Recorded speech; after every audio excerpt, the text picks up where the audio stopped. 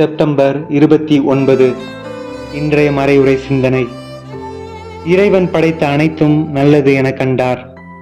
அவ்வாறு இறைவனின் துணையோடு படைக்கப்பட்ட நம்மோடு வாழ்ந்து கொண்டிருக்கின்ற சிறியவர்கள், அதாவது ஏழை, எளியோர், உடல்நலம் குன்றியோர், ஆதரவற்ற குழந்தைகள், முதியோர்கள், பெண்கள் என அதிக அளவில் இருக்கின்றார்கள். இறைவனை சார்ந்து அவர் மீது நம்பிக்கை கொண்டு எங்கேயாவது யாரிடத்திலாவது உதவி வரும் என எதிர்நோக்கி இருக்கின்ற இச்சிறியோருக்கு நாம் உதவுகின்றோமா? அல்லது அவர்கள் வாழ துணை நிற்கின்றோமா? இறைவனின் படைப்பை பேணி காப்பவர்களா அல்லது அவர் படைப்புக்கு எதிரானவர்களா? நாம் சிந்திப்போம்.